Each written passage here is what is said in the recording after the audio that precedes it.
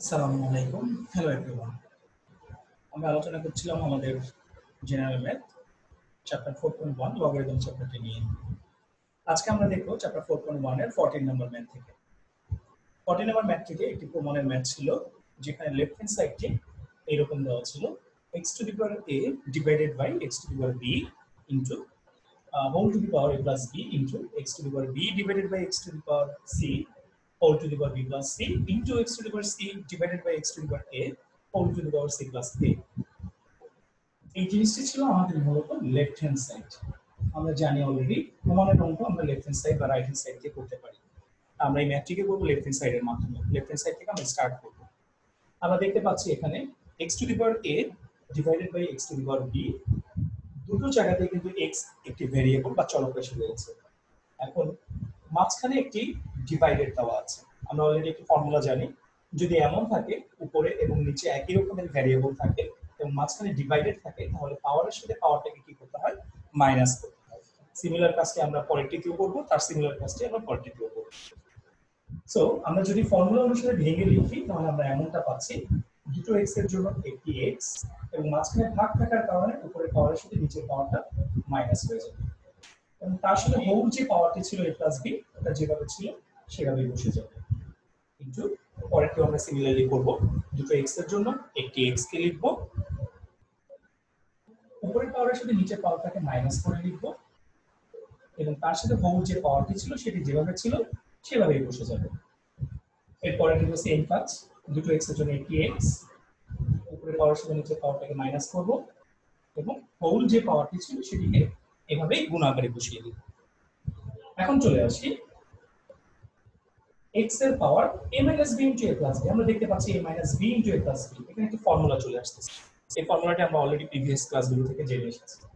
a plus b into a minus b করলে হচ্ছে a square minus b square into x, b minus c into b plus c করলে হচ্ছে b square minus c square into x, c minus a into c plus a করলে হচ্ছে c square minus a square।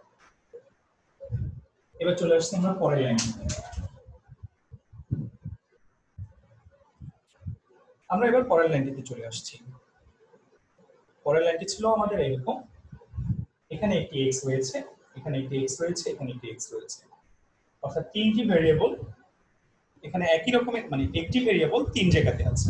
তাহলে এই তিনটি x এর জন্য আমরা আগের মতো একটি x লিখব এবং সবগুলো পাওয়ারকে আমরা, যেহেতু মাঝখানে ইনটু আছে, আমরা জানি যদি অনেকগুলো ভেরিয়েবল এক জায়গায় গুণ আকারে থাকে এবং ভেরিয়েবলগুলো যদি একই রকমের হয়, তাহলে পাওয়ারগুলিকে কি করে লিখতে হয়? যোগ আকারে লিখতে হয়। সো আমরা যদি এগুলোকে যোগ আকারে লিখি, আমরা এমনটা পাচ্ছি a square minus b square plus b square minus c square plus c square minus a square। So এটিকে যদি আমরা কাটাকাটি করি, আমরা পাচ্ছি এমন। সো এটিকে যদি আমরা এখন কাটাকাটি করি, আমরা এমনটা পাচ্ছি a স্কয়ার কাটাকাটি চলে যাচ্ছে, b স্কয়ার কাটাকাটি চলে যাচ্ছে, c স্কয়ার কাটাকাটি চলে যাচ্ছে। এবং আই থিংক আমরা সকলে জানি সকল কিছু কাটাকাটি চলে গেলে থাকছে 0 এবং যে কোনো কিছুর পাওয়ার যদি 0 দেওয়া থাকে, যে কোনো কিছুর পাওয়ার যদি 0 দেওয়া থাকে, আমরা অলরেডি নো দ্যাট তার ভ্যালু হয় সব সময় 1। সো এখানে আমরা একটা ভ্যালু পাচ্ছি 1 এন্ড আই থিংক আমাদের রাইট হ্যান্ড সাইড কিন্তু ইকুয়াল হয়ে গিয়েছে। তো we can say left hand side is equal two right hand side. আমাদের ম্যাথটি কিন্তু সলভ হয়ে গিয়েছে। এবার চলে আসি আমরা আমাদের পরবর্তী ম্যাথটি। আমাদের পরবর্তী ম্যাথটি ছিল 15 নম্বর ম্যাথ, যেখানে লেফট হ্যান্ড সাইড দেওয়া আছে বা আমাকে একটি প্রমাণের ম্যাথ দিয়েছে, আমরা লেফট হ্যান্ড সাইডে তুলে নিয়েছি। লেফট হ্যান্ড সাইডে আছে এরকম x to the power p divided by x to the power q whole to the power p plus q minus r into x to the power q divided by x to the power r into q whole to the power q plus r minus p into x to the power r by x to the power p whole to the power r plus k minus q। এই ম্যাথটির নিয়মটাও কিন্তু সেই আগের মতোই, আমরা একটু আগে যে ম্যাথটি করেছিলাম আর এই ম্যাথটি সিমিলার নিয়মে কিন্তু করতে হবে। অর্থাৎ দেখতে পাচ্ছি আমরা উপরে এবং নিচে x রয়েছে এবং এই দুটো x এর জন্য আমরা নিশ্চয়ই একটি x লিখব এবং মাঝখানে যেহেতু ডিভাইডেড আছে, উপরে পাওয়ারের সাথে নিচে পাওয়ার দিকে আমরা জাস্ট মাইনাস করে দিব। আমরা জানি দুটো x থাকলে দুটো x এর জন্য একটা x লিখতে হয়, মাঝখানে ভাগ থাকলে পাওয়ারে মাইনাস করতে হয় এবং যদি গুণ থাকতো তাহলে আমরা পাওয়ারে পরে প্লাস করে দিতাম। সিমিলারলি আমরা এখানে তাই করব। দুটো x এর জন্য আমরা একটি x কে লিখব, উপরের পাওয়ারটির সাথে নিচের পাওয়ারটি কি হয়ে যাবে? মাইনাস হয়ে যাবে এবং আমরা দেখতে পাচ্ছি তার উপরে একটি হোল টু দি পাওয়ার ছিল। হোল টু দি পাওয়ারটি যা ছিল ঠিক সেভাবেই আমরা বসিয়ে দিই, e প্লাস কিউ মাইনাস আর ইনটু, এখানেও সিমিলার কাজ, দুটো এক্স এর জন্য আমরা একটি এক্স লিখব, উপরের পাওয়ারের সাথে নিচের পাওয়ারটিকে আমরা মাইনাস করে দিব এবং হোল টু দি পাওয়ার যা আছে তাই বসিয়ে দেব। এরপরে আমরা সেম কাজ করব, দুটো এক্স এর জন্য আমরা একটি এক্স লিখব, উপরের পাওয়ার থেকে নিচের পাওয়ারটিকে আমরা মাইনাস করে দিব এবং হোল টু দি পাওয়ার যা ছিল তাই বসবে। এখন আমরা কি করব, আমরা দেখতে পাচ্ছি কিন্তু অলরেডি p মাইনাস কিউ এর সাথে p প্লাস কিউ মাইনাস আর ইনটু আকারে আছে, q মাইনাস r এর সাথে q plus r minus k into আকারে আছে এবং r মাইনাস k এর সাথে r plus a minus k into আকারে আছে। এখন এই তিনটিকে আমরা গুণ করে দেব। এখন আমরা কিভাবে গুণ করব, গুণ করার নিয়ম কিন্তু অলরেডি আমরা জানি। এই গুণটি আমরা দুই ওয়েতে করতে পারি। একটি হলো নরমাল যে নিয়মটি, সিম্পল যে নিয়মটি, প্রথমে p দ্বারা এই টোটালটাকে গুণ দিতে হবে, এরপরে মাইনাস q দ্বারা টোটালটাকে গুণ দিতে হবে, আবার এখানে q দ্বারা টোটালটাকে গুণ দিতে হবে, মাইনাস r দ্বারা টোটালটাকে গুণ দিতে হবে। সিমিলার পরেরটা। আবার এটিকে আরেকভাবে সহজে গুণ করা যায়, সেটি হচ্ছে এমন, আমরা দেখতে পাচ্ছি এখানে p মাইনাস q রয়েছে এবং এখানে কিন্তু p প্লাস q রয়েছে। তাহলে এই দুটোকে যখন আমরা গুণ করব, আমরা প্রথমে যে কাজটি করব, p মাইনাস q এর সাথে p প্লাস q কে গুণ দেব। আমি আবারও বলছি, প্রথমে আমরা যে কাজটি করব, p মাইনাস q এর সাথে p প্লাস q কে গুণ দেব। বাদ গেল কে, তাহলে লাস্ট টার্মটি অর্থাৎ r, এবং p মাইনাস q এর সাথে p প্লাস q কে গুণ দেওয়ার পরেই আমরা r এর সাথে p মাইনাস q কে গুণ দেব। আমরা r এর সাথে p মাইনাস q কে গুণ দেব। এতে করে হবে কি, আমাদের গুণফলটি বা মাল্টিপ্লিকেশনের অ্যানসারটি খুব ইজিলি চলে আসবে। আমরা যদি দেখে নেই, আমরা কিন্তু অলরেডি জানি p মাইনাস q কে p প্লাস q দিয়ে গুণ দিলে কি হবে, কি ফর্মুলা চলে আসবে, a plus b into a minus b which is equal to a square minus b square. So p minus q K p plus q দ্বারা গুণ যদি আমরা করি, আমরা পাচ্ছি কিন্তু p square minus q square, বাদ ছিল কে, মাইনাস r। এখন এই মাইনাস r দ্বারা আমরা p মাইনাস q কে গুণ দেব। আমরা যদি মাইনাস r দিয়ে p কে গুণ দিই, আমরা পাচ্ছি এরকম মাইনাস rp, আবার মাইনাস r দিয়ে যদি মাইনাস q কে গুণ দিই, মাইনাসে মাইনাসে প্লাস হয়ে যাচ্ছে qr। পরের গুলো আমরা সিমিলারলি করব। আমরা যদি সিমিলারলি করি, x to the power q minus r এর সাথে q প্লাস r কে যদি আমরা গুণ দিই, q square minus r square পাচ্ছি, বা গেল কে মাইনাস p। এখন এই মাইনাস p দ্বারা q কে একবার গুণ দিব, তাহলে হবে মাইনাস pq, মাইনাস p দ্বারা মাইনাস r কে গুণ দিব, তাহলে হবে প্লাস rp, এবং শেষেরটি একই রকম ভাবে r মাইনাস p এর সাথে আমরা r প্লাস p কে গুণ আনবো, তাহলে পাচ্ছি আমরা এরকম r square minus p square, এবং লাস্টে কি মাইনাস q দিয়ে r কে গুণ দিব, হচ্ছে মাইনাস qr, মাইনাসে মাইনাসে প্লাস pq। এটা আমরা সকলে বুঝতে পেরেছি। এখন আমরা কি করব, তিন রকমের x আছে এখানে, এই সবগুলো x থেকে আমরা একটি x লিখব, এবং যেহেতু মাঝখানে মাল্টিপ্লিকেশন আছে, আমরা কিন্তু জানি মাল্টিপ্লিকেশন থাকলে পাওয়ারের সাথে পাওয়ারকে কি করতে হয়, প্লাস করতে হয়। তো এখানেও আমরা তাই করব, সবগুলো x এর জন্য আমরা একটি x লিখব এবং পাওয়ারের সাথে পাওয়ারগুলিকে আমরা জাস্ট প্লাস করে দিব।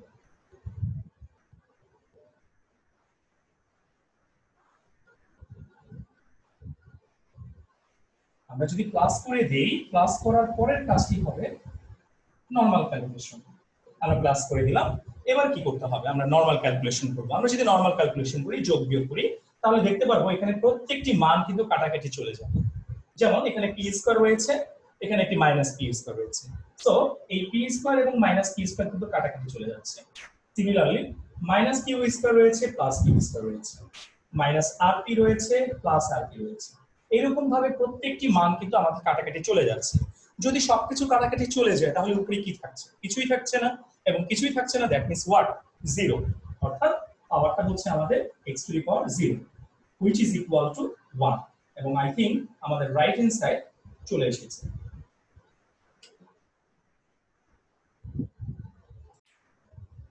এবার আমরা চলে আসি আমাদের পরের ম্যাথটি। পরের ম্যাথটি হচ্ছে 16 নাম্বার ম্যাথ। এই ম্যাথটি একটু অন্যরকম নিয়মের ম্যাথ। এখানে তিনটি মান দেওয়া আছে, a to the power x equal to b, b to the power y equal to c and c to the power z equal to a। আমাদেরকে বলা হয়েছে দেখাও যে, কিংবা show that x y z is equal to 1, এবং এই রকমের কোন ম্যাথ যদি দেওয়া থাকে, আমরা দেখতে পাচ্ছি এখানে আমাদের তিনটি ইকুয়েশন দেওয়া আছে, a to the power x equal to b, b to the power y equal to c এবং c to the power z equal to a।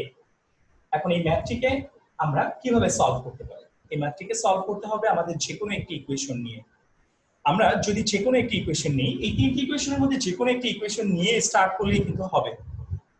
তো আমি প্রথমে যে কাজটি করব, প্রথম ইকুয়েশনটি দিয়ে শুরু করতে চাচ্ছি।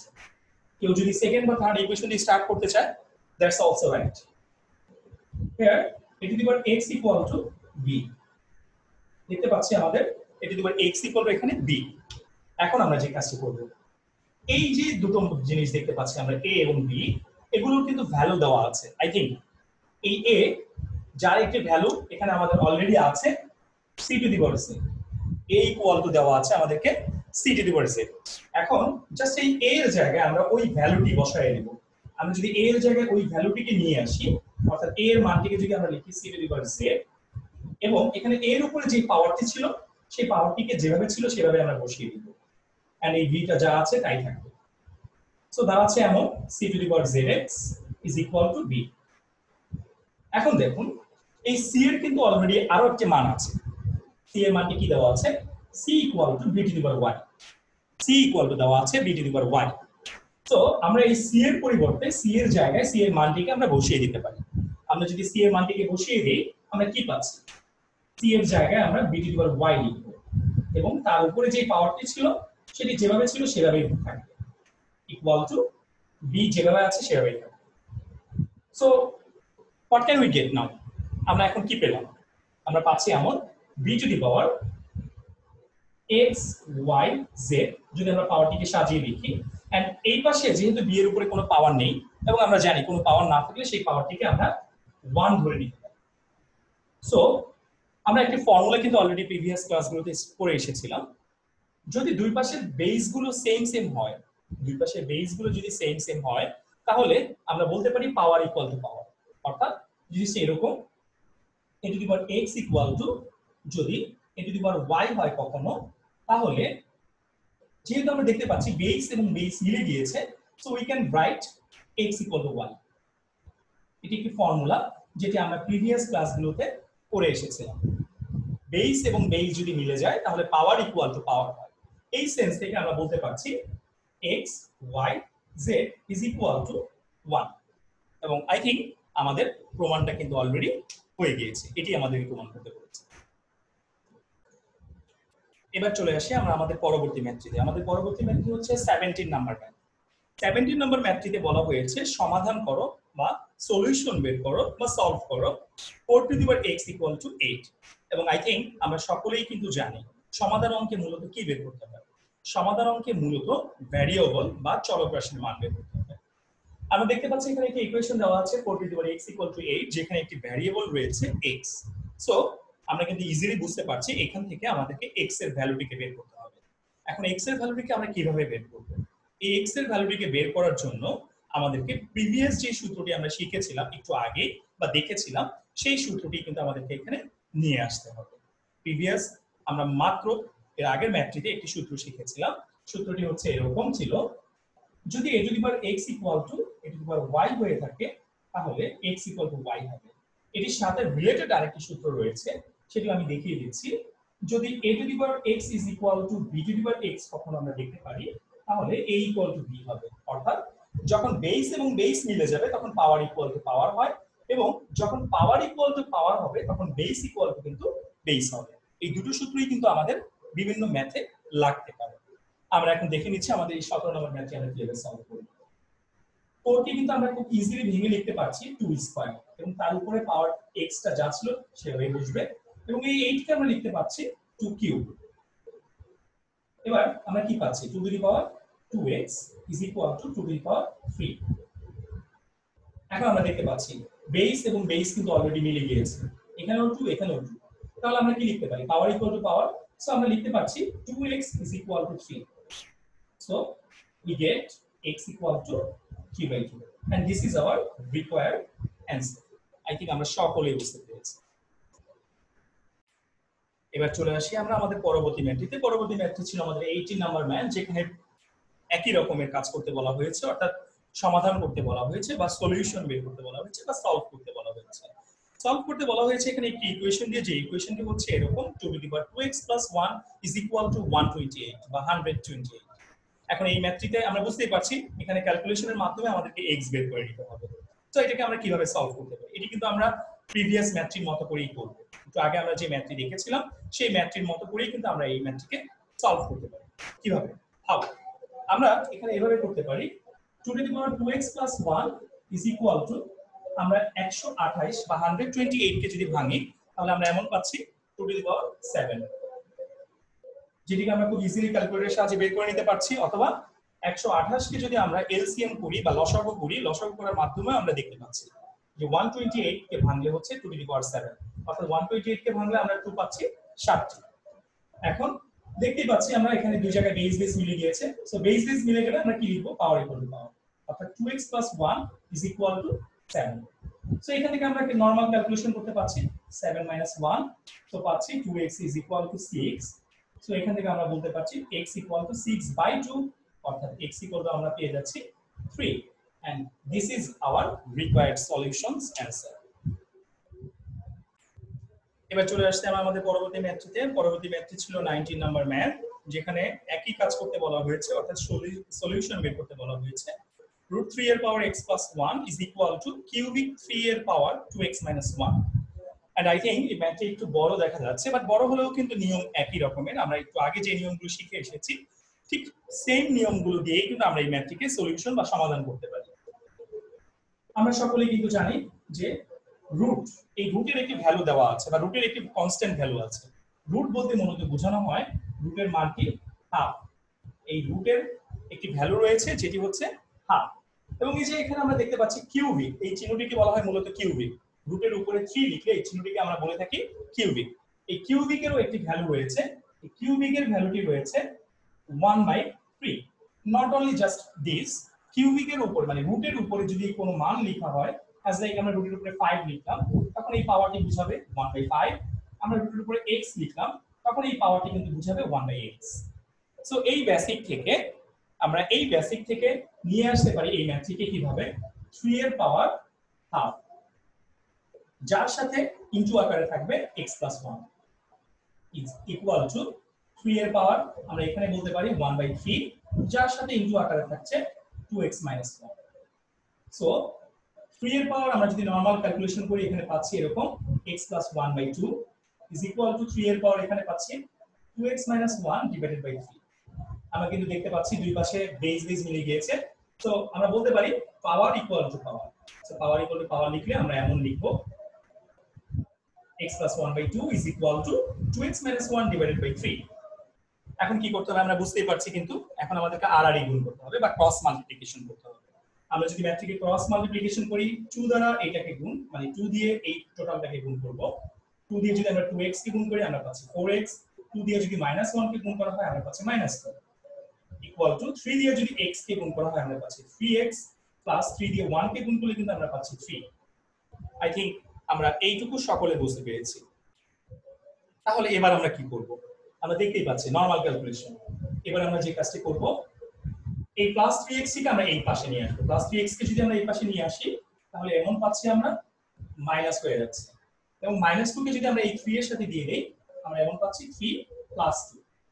So we get x is equal to 5, and I think this is our required solutions answer. এবার চলে আসছে আমরা আমাদের পরবর্তী ম্যাথটি নিয়ে। আমাদের পরবর্তী ম্যাথ ছিল 20 নাম্বার ম্যাথ। একই কাজ করতে বলা হয়েছে সমাধান, বাট এখানে একটু ডিফারেন্ট কিছু জিনিস আছে। বাট অর্থাৎ ম্যাথটি একটু কোশ্চেনটি দেখে মনে হচ্ছে যে একটু টাফ হতে পারে। 2 to the power x plus 2 to the power 1 minus x is equal to 3, but আসলে কিন্তু টাফ না। নরমাল আমরা এতক্ষণ যে রুলস গুলো শিখছিলাম সেই নিয়মের থেকে একটু ব্যতিক্রম, এই জন্য একটু টাফ বলা হয়েছে। এবং এই ম্যাথটি কিন্তু একটু ইম্পর্টেন্ট ম্যাথ, এই চ্যাপ্টারের মধ্যে একটি ইম্পর্টেন্ট ম্যাথ, যেটি আমাদের ক্রিয়েটিভ কোশ্চেনের জন্য খুবই খুবই খুবই গুরুত্বপূর্ণ। আমরা খুবই মনোযোগ সহকারে দেখার এবং বোঝার চেষ্টা করব। ম্যাথটি এমন দেওয়া আছে 2 to the power x plus 2 to the power 1 minus x is equal to 3।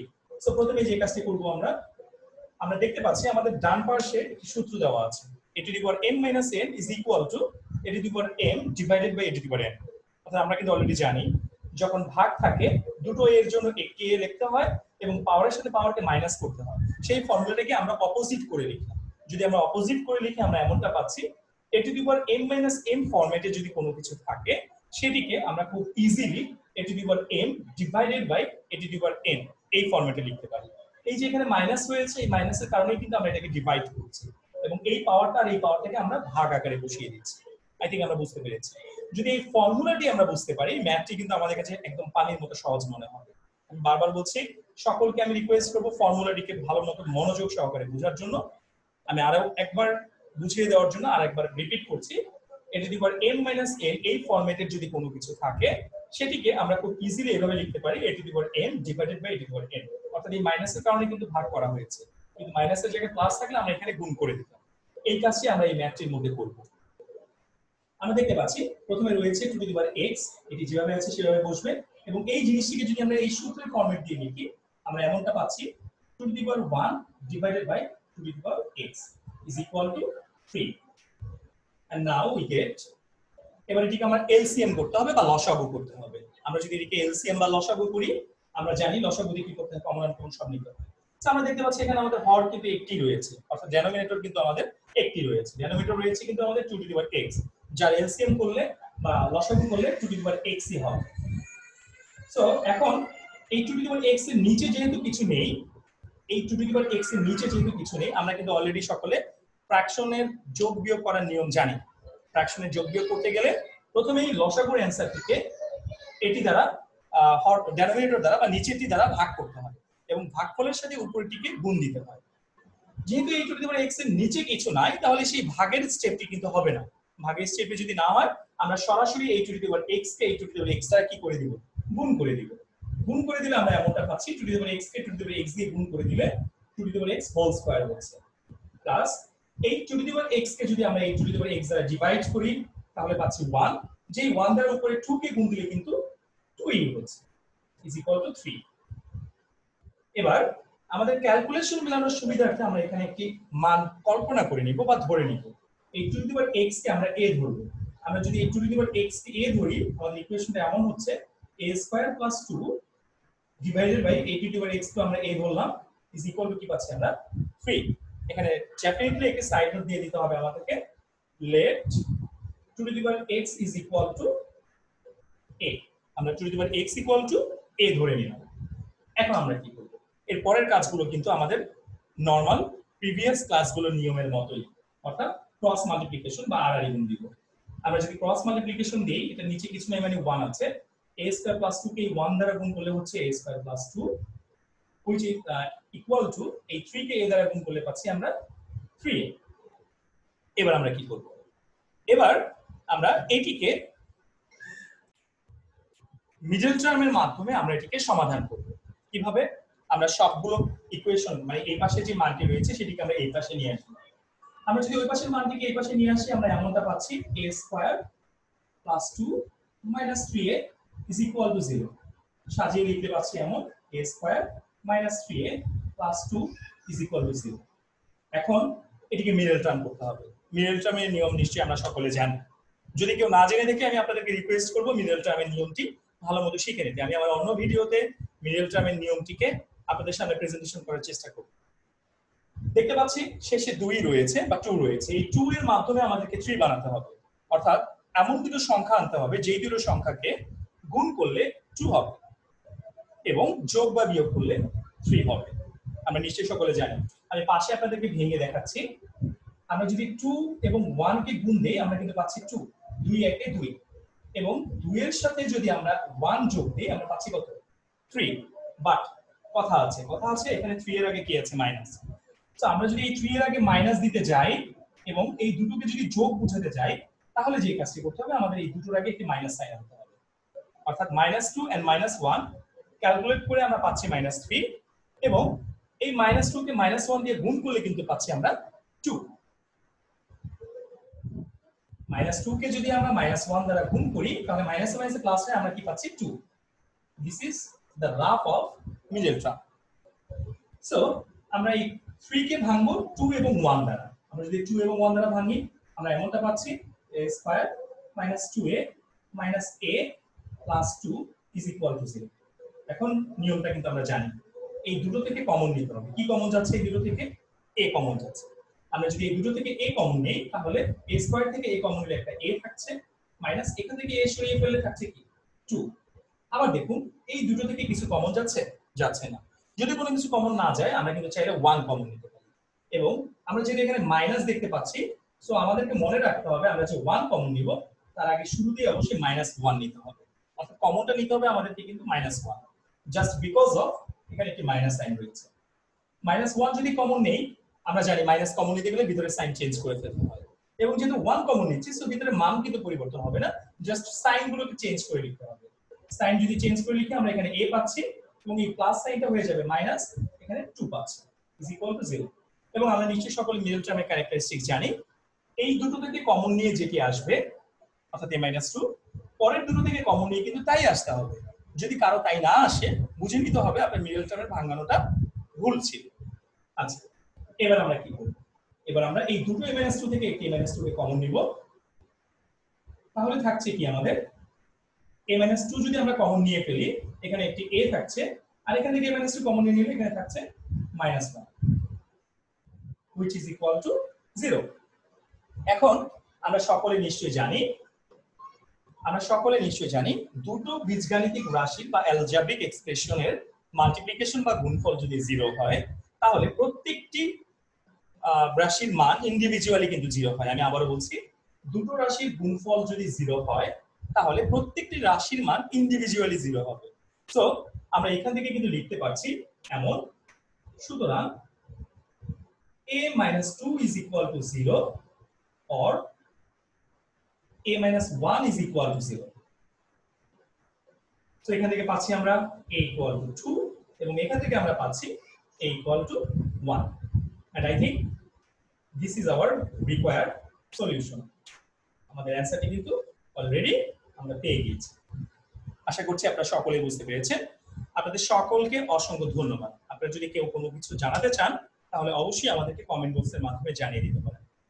আমি আমার পরবর্তী ভিডিওতে এই চ্যাপ্টারের বাকি অংশগুলো নিয়ে প্রেজেন্টেশন করার চেষ্টা করব। সেই পর্যন্ত আমরা সকলেই ভালো থাকবো, সুস্থ থাকবো। আল্লাহ হাফেজ।